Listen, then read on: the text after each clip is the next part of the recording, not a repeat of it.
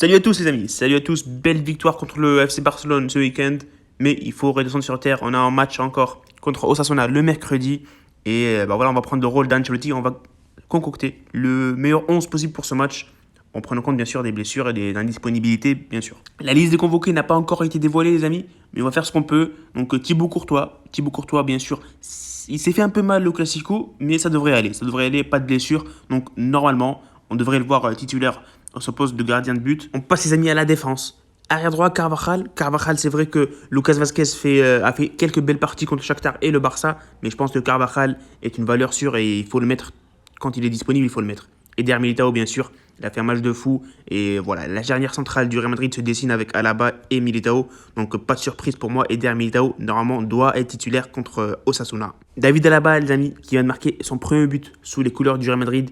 Il s'installe dans ce 11 du Real et voilà, il montre une valeur ajoutée de fou pour le Real Madrid. Donc voilà, je le vois titulaire sans problème à la place de Nacho.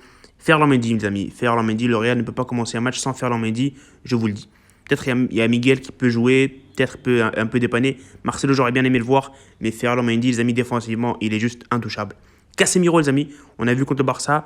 Personnellement, j'ai bien aimé son match. Donc pour moi, il devrait être réaligné une nouvelle fois contre Osasuna. Donc voilà, pour moi, c'est Casemiro dans ce poste de milieu défensif. À ses côtés, j'aimerais bien voir Toni Kroos. Toni Kroos a fait un bon match contre le Barça, mais voilà, il a été un peu privé du ballon. Mais j'aimerais bien le voir contre Osasuna où il y aura le ballon presque tout le temps. Donc Toni Kroos à côté de Casemiro. Et là, la première surprise, les amis, de ce 11, Eduardo Camavinga. Luka Modric, il enchaîne les matchs et j'aimerais bien qu'il souffle un peu. Donc Eduardo Camavinga dans ce poste de milieu central à côté de Luka Modric. La deuxième surprise maintenant, les amis, Eden Hazard. Il a récupéré de sa blessure, donc il devrait être normalement disponible une nouvelle fois pour Ancelotti. Il a été sur le banc pendant tout le match lors du Classico, et j'aurais bien aimé le voir quelques minutes lors de ce Classico. Et en plus, il y a une partie en moi qui veut voir ce joueur réussir au Real. Voilà, réussir au Real, les amis. Je trouve que c'est un gâchis de fou, et j'aimerais bien le voir titulaire aux côtés de Vinicius demain. Il y a aussi Asensio que j'aurais bien aimé voir à la place de Rodrigo, mais voilà. C'est soit Hazard, soit Asensio, donc j'ai mis Eden Hazard. Donc Vinicius maintenant.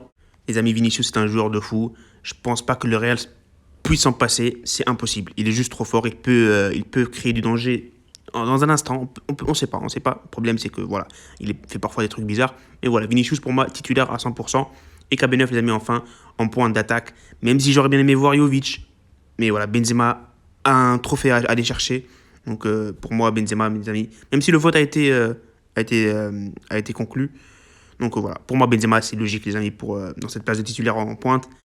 Et voilà les amis la compo finale, donc Courtois, Militao, Alaba, Carvajal, Mendy, Casemiro, Kroos, Camavinga, Vinicius sur le côté droit, Hazard sur le côté gauche et Karim Benzema en pointe. Dites-moi dans les commentaires qui vous aimeriez voir contre Osasuna tout simplement. On joue à la maison et voilà les amis. On se retrouve demain pour l'avant-match. Salut et profitez des vôtres.